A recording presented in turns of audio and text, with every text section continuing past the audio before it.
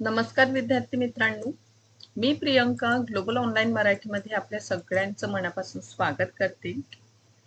Maharashtra set examination 2026चं आपण preparation करीत आहात आणि पेपर 2 आपला हिस्ट्री आहे मित्रांनो. तर आजचं पर्टिक्युलर सेशन हा खूप महत्त्वाचं ठरेल. कारण जेव्हा आपण एक्झामिनेशनचं प्रिपरेशन करतो त्यावेळी त्या एक्झामिनेशनचं सिलेबस आपल्या समोर असावं.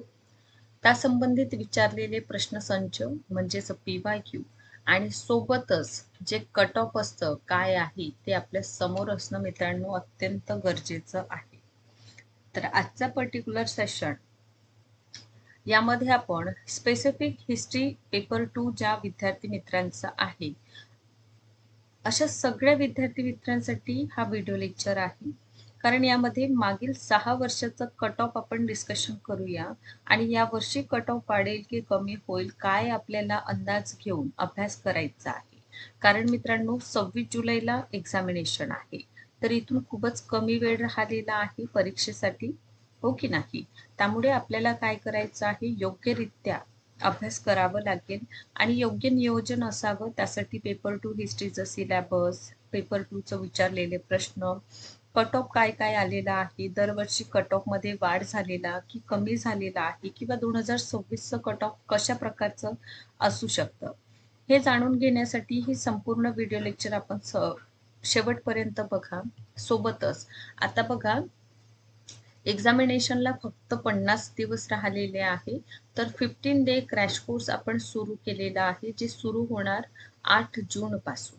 तर यामध्ये डेली सेशन लाईव्ह असेल, इम्पॉर्टंट टॉपिक्स कव्हर केले जातील, संपूर्ण नोट्स म्हणजे जे फुल सिलेबस 10 युनिट्स आहे त्याच्या नोट्स मिळेल.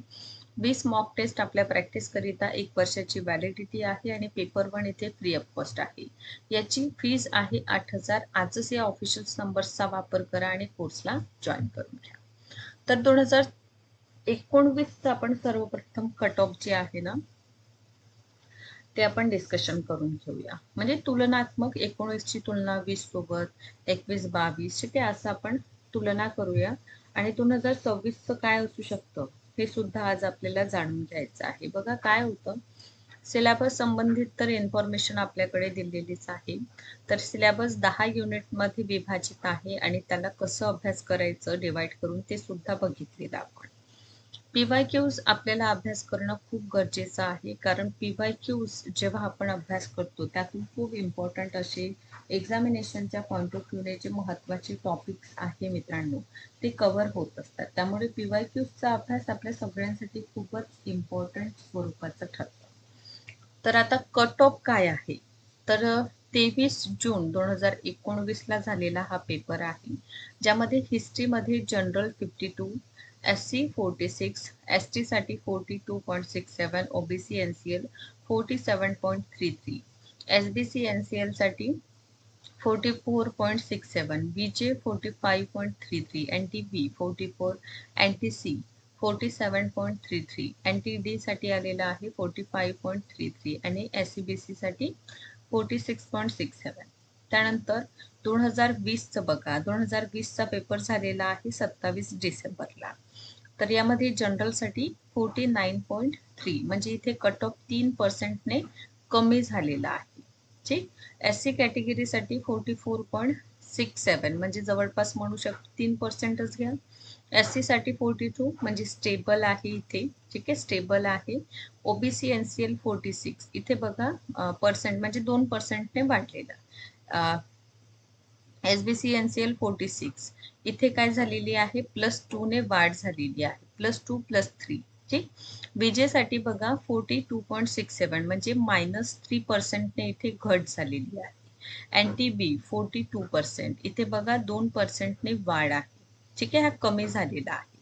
NTC 44% इथे बघा 47 म्हणजे हा काय झालं डिक्रीज झालेला आहे 3% ने. ठीक. त्यानंतर 45.33 होतं 19 मध्ये, इथे झालं 44.67 म्हणजे 2% ने मायनस झालेला आहे. SCBC स्टेबल आहे. तर इथून आपल्याला काय कळलं की 19च्या तुलनेत 20चा पेपरचा जो कट ऑफ आहे तो कमी झालेला आणि काही विषयांसाठी काही कॅटेगरीजसाठी हा स्टेबल होता. हे इथे लक्षात आलेलं आहे. त्याच पद्धतीने 2021 आणि 23, कारण 22 मध्ये पेपर झालेला नव्हता, त्यामुळे 2021 आणि 2023चं बघा.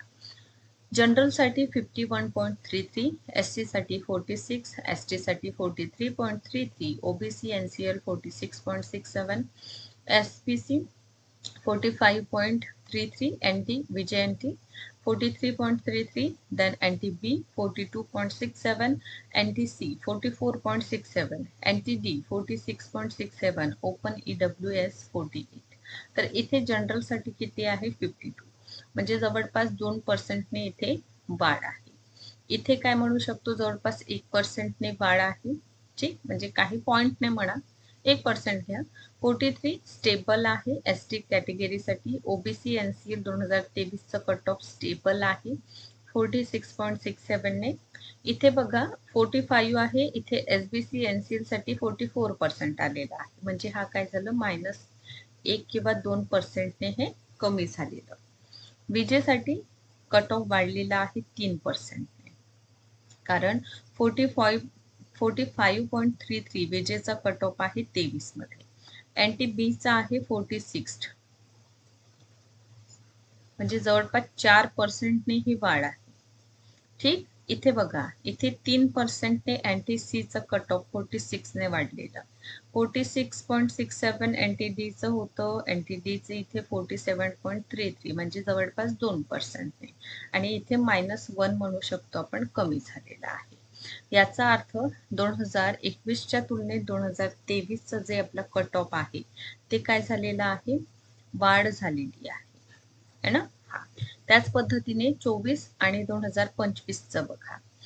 7 एप्रिल 2024ला जो पेपर झालेला त्यामध्ये हिस्ट्रीचं जनरल साठी 54 होता, SC साठी 46.67, ST साठी 44%, OBC 49.33, SBC 48, VJ 46, NTB 46.67, NTC 46, NTD 46 आणि ओपन EWS 48. हा पेपर आहे जून 2025 मध्ये झालेलं, त्याचं कंपॅरिझन 24शी करूया. तर हिस्ट्रीचं जे कट ऑफ आहे तो इथे वाढलेला आहे. जवळपास हा जनरल साठी 5%ने वाढलेला, कारण 58.67 जनरल साठी कट ऑफ आहे 25 मध्ये. SC कॅटेगरीसाठी 50, म्हणजे जवळपास म्हणू शकतो आपण 4% ते 5%ने वाढलेलं. ST साठी काही 2%ने वाढ आहे. OBC NCL साठी आपण म्हणू शकतो 3 ते 4%ची वाढ दिसून येत आहे. BJ साठी बघा 49.33, म्हणजे 2%ने वाढ आहे. NTB साठी 48 आहे. ठीक, त्यानंतर NTCचं जर आपण विचार केला 50.67, NTBचं बघा, NTBचं जे आहे 46 होतं, म्हणजे इथे सुद्धा 2 ते 3%ने वाढ झालेला आहे. NTCचं विचार केलं तर 50, म्हणजे हे जवळपास 3 ते 4%ने वाढलेलं. NTDचं सुद्धा वाढलेलं आहे जवळपास 5%ने. ओपन EWS हे सुद्धा 3 ते 4%ची वाढ आहे. SCBC साठी 50, PWD साठी 38, ऑर्फन साठी 38. सो इथे काय दिसून येतं, जर कट ऑफ वाढ होत आहे तर कट ऑफ वाढीव स्वरूप हे किती असतं, जवळपास 3 ते 5%च्या मधात हा कट ऑफ काय होत असतं, वाढ होत असतं. तेही प्रत्येक कॅटेगरीनुसार आपल्याला काय दिसून येत आहे, वेगवेगळं याचं स्वरूप आहे, म्हणजे वेगवेगळं कट ऑफ वाढलेलं आहे. तर 2026 साठी काय लक्षात घेणार, हा 2025चा कट ऑफ आहे. तर यामध्ये आपण ऍड करा 3%, जे हिस्ट्रीचे विद्यार्थी आहे 3% आपल्या पर्टिक्युलर कॅटेगरीनुसार आपल्या स्कोरमध्ये तुम्ही 3% ऍड करा आणि आपलं गोल समोर ठेवा. तेव्हाच आपण ही परीक्षा 2026ची, जी जुलै 2026 मध्ये होत आहे, ती आपण क्वालिफाय करू शकतो. आणि याला आणखीन प्रिपरेशनला समोर नेण्यासाठी 8 जून पासून पेपर 2 इतिहास या विषयासाठी कोर्स मित्रांनो 50 दिवसीय सुरू करीत आहोत. या क्रॅश कोर्सला जॉईन करा. हा व्हिडिओ आवडला असेल तर अशाच पद्धतीने बघत राहा. Thank you so much.